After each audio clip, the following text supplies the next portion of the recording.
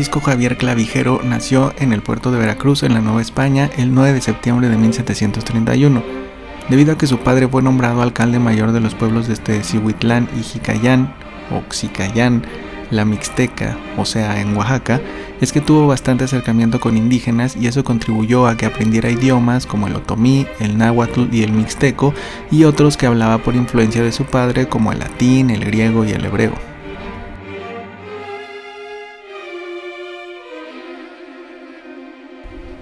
Desde 1748, que empezó a estudiar en escuelas como el Colegio de San Jerónimo en Puebla o en Tepozotlán, se enfocó en estudios de filosofía, conociendo autores como Descartes o Leibniz, los cuales chocaban con las ideas que le habían inculcado anteriormente fundamentadas en la escolástica. Este tipo de filosofía moderna la transmitió a sus estudiantes cuando fue maestro en estas escuelas. De hecho, hay un rumor que dice que fue maestro del mismo Miguel Hidalgo, pero eso es algo que nunca se ha podido comprobar.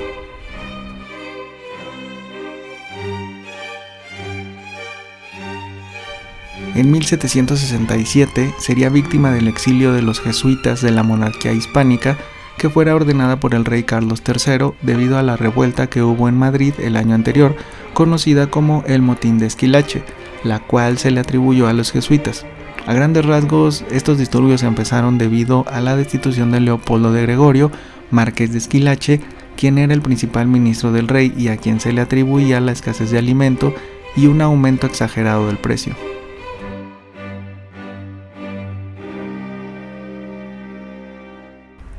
A pesar de que se sabe de que no fue el primer historiador de México, su obra, Historia Antigua de México, escrita entre 1778 y 1780, se considera la principal obra referente a la historia antigua del país, ya que en sus diferentes tomos habla no solo de la historia natural de México antes de la conquista, sino de la vida cotidiana, guerras, cultos, comercio, gobiernos y del encuentro y la relación con los conquistadores.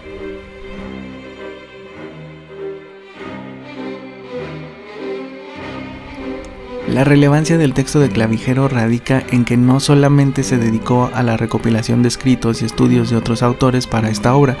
sino que explica los acontecimientos, les da una razón de por qué pasaron las cosas y da su opinión respecto a las situaciones de los indígenas, correcciones a los investigadores previos y siempre trata de enaltecer a lo que él llama su pueblo.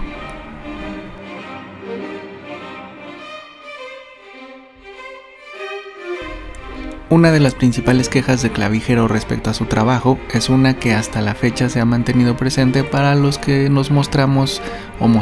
algo de interés en la historia de México, y es la falta de documentación, ya que como él mismo relata, por la pérdida de los escritos, la historia de México se ha vuelto dificilísima, por no decir imposible, ya que esta no se puede reparar al menos que no se pierda lo que nos queda.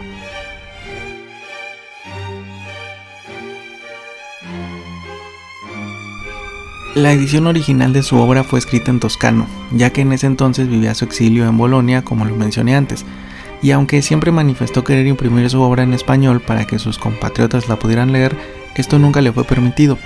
Se sabe que hubo una edición en inglés y otra en alemán entre los años 1787 y 1790. Antonio de Sancha, un importante editor que residía en Madrid, intentaría publicar la obra de Clavijero en español, pero en ese entonces era necesario el permiso de la corona española, el cual le fue negado principalmente porque consideraban a la obra anti-española. Es por eso que hasta 1826 fue editada en Londres la traducción del escritor José Joaquín de Mora y Sánchez, quien tradujera la versión italiana de Clavijero.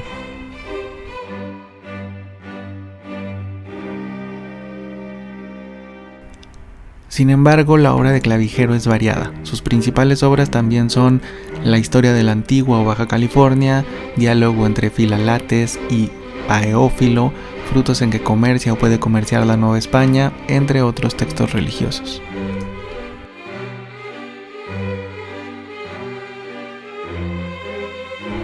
Clavijero moriría en 1731 en Bolonia. Víctima del exilio, Mariano Cuevas en 1944 escribiría que en 2 ocasiones fueron a visitar la cripta en la iglesia de Santa Lucía, en Bolonia, pero era ya humanamente imposible distinguir sus restos de los restos de los otros jesuitas mexicanos enterrados ahí. Escribiría también que tendrían que glorificarse solamente con su memoria.